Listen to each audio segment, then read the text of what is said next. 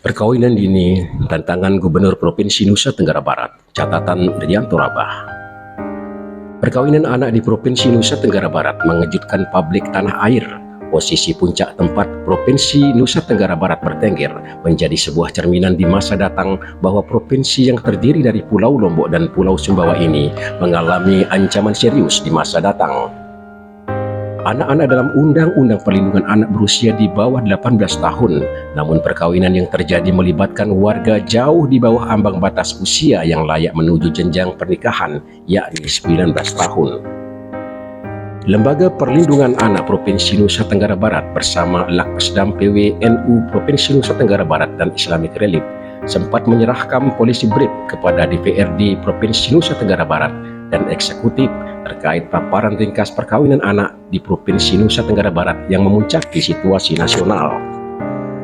Perkawinan anak secara nasional pada tahun 2022 mencapai 8,06% dan di Provinsi Nusa Tenggara Barat mencapai 16,20%. Pada tahun 2023 perkawinan anak di Provinsi Nusa Tenggara Barat naik menjadi 17,32%, sedangkan nasional hanya 6,92%.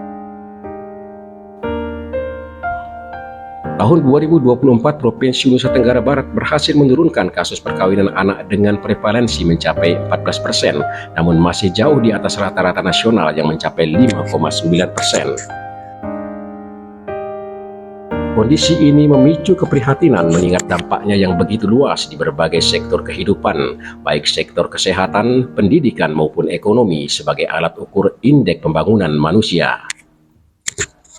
Perkawinan anak memicu terjadinya kemiskinan yang turun-temurun, anak-anak stunting, dan munculnya angka putus sekolah. Bukan rahasia lagi jika kasus kekerasan dalam rumah tangga dan perceraian berawal dari mentalitas yang tidak siap memasuki jenjang bahtera rumah tangga. Sudah tergambar pula di depan mata ketika masalah ekonomi menekan keluarga, anak-anak sering dititipkan kepada neneknya.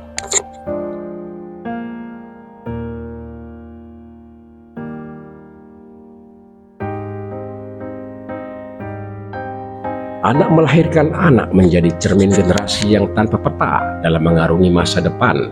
Kehidupan yang lebih baik dibandingkan hari ini menjadi sebuah pertanyaan besar yang terus menggema ketika perkawinan anak hanya dijadikan pemandangan yang biasa.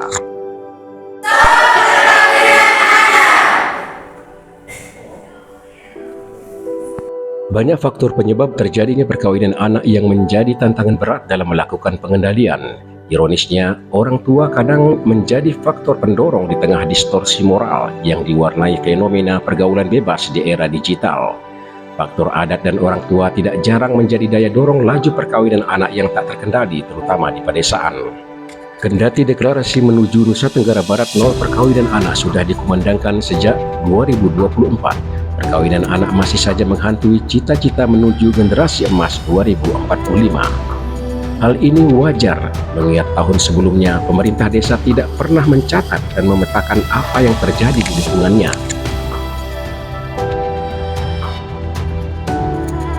Data yang diperoleh sebagian besar diinisiasi lembaga swadaya yang menarik angka kasus dari dispensasi nikah dan kehamilan remaja yang tercatat di lembaga layanan kesehatan. Bukan tidak mungkin perkawinan anak merupakan fenomena gunung es yang hanya nampak puncaknya saja dengan akar serabut yang menumpuk di bawahnya. Terlebih kendali adat merarik yang sering disalahgunakan dan nyaris kehilangan nilai akibat tidak cukup intens dilakukan pendalaman terhadap nilai-nilai lokal yang sebenarnya sangat luhur itu. Peluang mengendalikan kasus perkawinan anak memang masih terbuka jika gerakan pencegahan perkawinan anak dimasifkan di tingkat desa.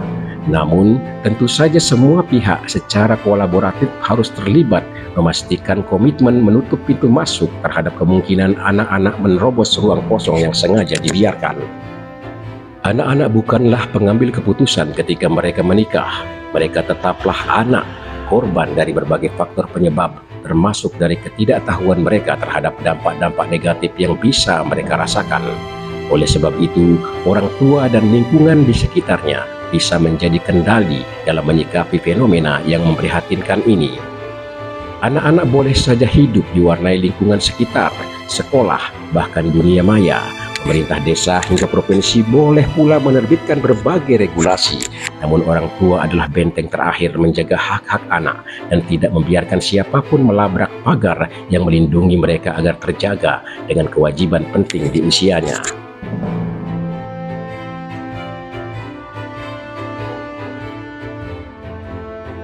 Generasi mendatang di Provinsi Nusa Tenggara Barat haruslah menjadi potensi dalam perbaikan situasi masyarakat, bukan menjadi beban yang terus-menerus sehingga berbagai pertolongan ekonomi diberikan. Bangsa ini harus dititipkan kepada generasi yang kuat dan sanggup menjadi solusi, sehingga sejak awal harus memiliki arah tujuan yang jelas dalam mengukir cita-cita besar untuk diri, keluarga, dan masyarakatnya.